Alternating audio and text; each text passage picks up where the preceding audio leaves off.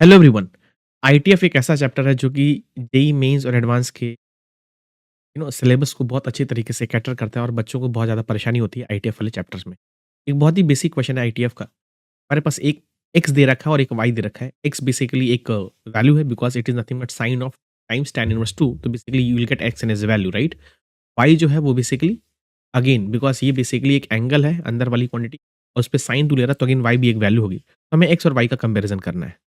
मेरी जान इस क्वेश्चन में देखने वाली बात ये थी अगर मैंने एक्स को लिखा sine is equal to 2 tan inverse 2, अगर मैंने कुछ देर के लिए इसको अल्फा मान लिया, तो ये जो क्वांटिटी बनेगी साइन 2 अल्फा बनेगी, राइट? और अगर मेरे पास साइन 2 अल्फा है, तो यहाँ से मुझे ये दिख रहा है कि tan अल्फा की वैल्यू तेरी 2 है, राइट? तो साइन 2 अल्फा की वैल्यू हो जाएगी 2 sin अल्फा cos अल्फा। और अगर tan अल्फा तेरा 2 है, तो साइन अल्फा की जो वैल्यू होगी वो बेसिकली तेरी 2/√5 होगी और cos अल्फा की वैल्यू 1/√5 होगी। वैल्यू आ जाएगी 5। ये तो मेरी एक्स की वैल्यू आ गई। ये आसानी तरीके से आ गया मेरे को एक्स। अब इसी तरह वाई निकालने की कोशिश। वाई मेरी जान क्या बनेगा, चलिए फटाफट।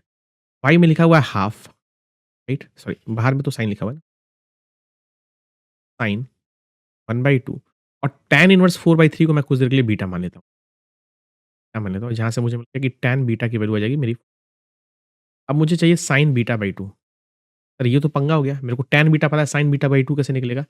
हमेशा तो क्या अगर cos बीटा निकाल लें। cos बीटा कैसे निकलेगा? ये 4/3 है तो दिस विल बिकम 3/5 और cos बीटा को तो लिख सकता है 1 - 2 sin स्क्वायर बीटा/5 और यहाँ से मुझे दिख रहा है कि 2/5 की जो वैल्यू आ जाएगी sin स्क्वायर, और यहाँ से मुझे sin स्क्वायर बीटा/2 की जो वैल्यू होगी 1/5 मिलेगी। sin बीटा/2 की वैल्यू मिलेगी 1/√5। प्लस माइनस करने की ज़रूरत नहीं है बिकॉज़ ये सारे जो एंगल्स हैं, राइट? ये फर्स्ट क्वाड्रेंट में है, राइट?